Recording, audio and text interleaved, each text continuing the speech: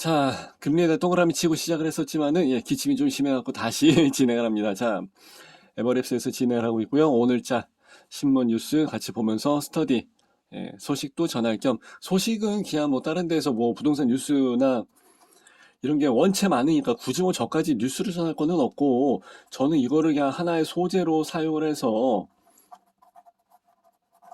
스터디 쪽으로 해서 방향을 잡고서 가고 있습니다. 물론 이제 아파트 분양 청약을 진행을 해야 되는데 컴퓨터가 고장이 나고, 자, 통장 가입자가 21만 명이 줄었다고 합니다. 대출금리는 1년 내 두 배 넘게 뛰고, 대출금리가 많이 높아졌죠. 금리가 높아졌기 때문에 그러는데, 사실 역대급 금리라고 해서 이야기를 하는데, 사실 지금 8% 정도에서 이제 최종적으로 수렴을 하는 걸로 해서 이야기를 하고 있습니다만은, 금리는 예전에 IMF였었나? 아니면 그때 언제였었더라? 그때는 23%, 28%까지 해서 나왔던 기록이 있습니다. 그래서 이때만큼은 아니죠. 이때 수익률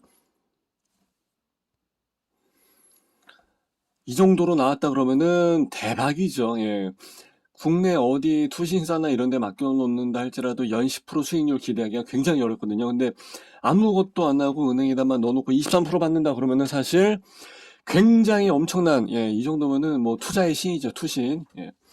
자, 미분양 사태의 청약 매력이 이제 사라졌다고 합니다. 미분양 사태는 원래 돌고 돌아요.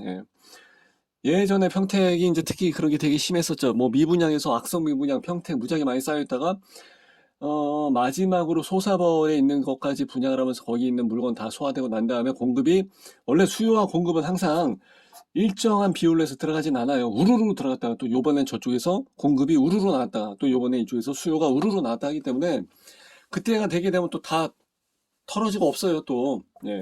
그래서 이제 지금 시즌은 이제 이렇게 되는 시즌으로 해서 접근이 된 건데, 그러다 보니까 이제 청약 통장에 대한 매력이 사라져 버리는 거죠.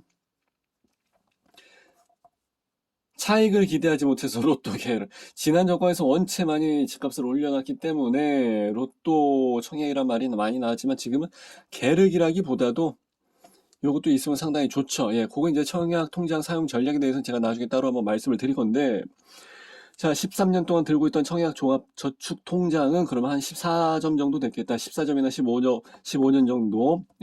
청약 통장 가입 그 기간에 따른 점수가, 아들 학원비를 내기 위해서입니다. 글쎄, 부녀자의 생각은 다르겠지만은 아내분들의 생각은 다르겠지만은 남편분들의 생각은 거의 다 자기 자식을 자기가 제일 잘 알죠. 본인도 공부 안 했는데 뭐 애들 뭐 학교에 보내고 학원에 보낸다고 해서 공부를 막 잘해지거나 그러진 않으니까, 콩 심은 데 콩나고 팥 심은 데 팥 나는 거지 뭘 또 본인이 공부 안 했는데, 그죠? 그래서 학원비를 갖다 쳐 발라도 안 하는 애들은 안 하더라고요, 그죠? 자, 하여튼 5만 원씩, 월 5만 원씩, 5만 원씩 넣었다 뻥치고 있네. 그럴 리는 없을 겁니다. 청약 통장을 넣으신 분들은 월 10만 원씩 넣습니다. 자, 그리고 아니면은 1순위 청약 102제곱미터 이하 800만 원에 쌓였다고. 보통 600이었었지. 600 해갖고 34평 이하로 해서 한 번에 놓고서 나중에 처리를 하든지, 지방은 뭐 한 300만 원 들어가고 250만 원, 200만 원 들어가는 경우도 있으니까 이제 그건 지역마다 좀 다르긴 하는데, 어찌 되든지 간에 한 번에 넣든지 월 10만 원씩 넣든지 아니면 월 그냥 진짜 그냥 2만 원씩만 넣든지 이렇게 해서 진행을 하지, 월 5만 원씩 해서 넣는 경우는 없어요. 근데 거의 다 월 10만 원씩 넣지. 은행원이 이건 월 10만 원씩 넣으시는 게 좋습니다 라고 해서 아마 이야기를 해줄 거예요. 근데 월 10만 원이 어딨냐, 먹고 죽을 돈도 없다라고 해서 이제 사람들이 이야기하죠. 그러면서 내 집은 있었으면 좋겠다라고 해서 이야기를 합니다. 말이 안 되죠. 자, 집값이 내려가는 데는 평소 어쩌저쩌고 했던 마통 이자 부담도 확 늘어났다고 합니다. 마통을 활용하고 성과급 등의 여윳돈이 어쩌고 저쩌고 해서 마통 이자가 7%로 뛰어버리고 청약통장 금리는 2%, 그러니까 한 5% 정도. 그래서 이제 요거 가지고 다시 한번 재테크 역으로 해서 한다고까지 했었었는데, 좋은 판단이죠. 금리가 큰 쪽으로 해서 대출을 갚는 쪽으로 하든지 큰 쪽으로 가서 예금 통장 하나, 예금 적금을 가든지 하는 게 맞습니다. 근데 800만 원을 묵혀둘 이유는 분명히 없는데, 이거 이제 계산 잘 하셔야 돼요. 제가 수업 시간에 말씀드렸었는데, 그렇다고 해서 청약 통장을 깨시는 분들은 바보죠. 우리 분양권 수업을 할 때는 강남에서 제가 학원 할 때 항상 말씀드리죠. 뭐라고 합니까? 예금담보대출을 활용을 하십시오. 라고 말씀을 드립니다. 그러면 내 돈을 가지고 내가 빌리는 거기 때문에 금리가 상당히 저렴하고 그냥 주세요. 그러면 그냥 다 갖다 줍니다. 예. 예금담보대출을 받는 거랑 청약통장을 깨는 거랑은 완전히 전략적으로 완전 차이가 많아요. 청약통장을 깨는 것 자체는 여기서 아까 했었던 14점이나 15점을 그냥 날려버리는 거잖아. 그죠? 근데 예금담보대출을 하게 되면 14점, 15점을 그냥 키핑하고 간단 말이에요. 그래서 절대 그런 바보 같은 짓거리는 하지 마시기 바랍니다. 여기에서의 그 예금담보대출을 받았기 때문에 금리는 굉장히 저렴해요. 내 돈을 내가 빌리는 거니까 금리는 상당히 저렴하니까 이건 부담이 안 될 거라고요.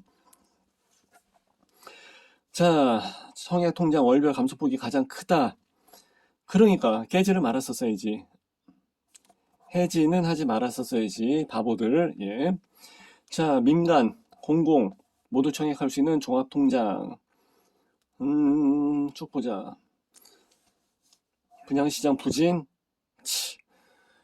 어차피 여기 통장에다 돈을 붓고 그러고 있었으면은 일단은 아무리 못해도 10년에서 15년 이상은 봐야지 될 것이고 공공에다 넣는다 할지라도 공공은 보통 17, 18년, 지방은 서울은 20년, 22년 차까지도 봐야 돼서 그만큼의 금액이 쌓여야 되는 거기 때문에 지금 요번 시즌에 분양한 요거 이제 시즌이 조금 시장이 조금 이렇게 찌끌하다고 해서 깨버린 게 아니라 이건 10년 후, 20년 후를 보고서 진행을 하고요. 청약통장은요. 10년, 20년 이 정도는 보고서 진행을 해야지 그죠? 그때 가서 청약통장을 다시 만들어 갖고 분위기 좋을 때 하려고 해봐 청약통장 가점이 나오겠냐고 안 나오지 당연히.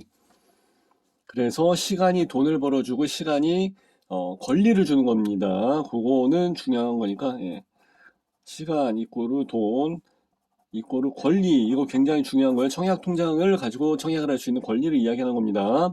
분명히 이 타이밍이 아주 그냥 요긴하게 쓰이는 타이밍이 분명히 옵니다. 왜냐면은 부동산 시장의 사이클은 돌고 돌고 하니까. 야, 담보대출 금리가 5.1%에서 7.7%까지, 신용대출은 6.2에서 7.3까지. 어차피 청약통장의 금리는 사실 그래갖고 이제 다시 한번 말씀을 드리는데 금리가 좀 낮기는 낮아요. 그만큼 이제 권리를 주기 때문에 그런 거지 이거 자체를 뭐 많은 이득을 보라고 해서 금리 때문에 주고 그렇게 했던 거는 아니에요. 적금은 8%?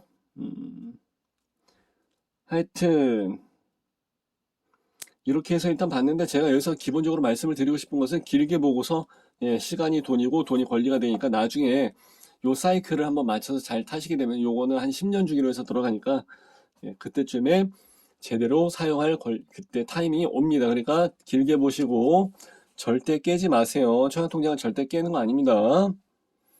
자, 오늘도 정보 하나 드렸습니다. 그러면 또 좋아요, 구독, 알람 좀 하나 잘 좀 부탁을 드리겠습니다. 그러면은 빠이빠이.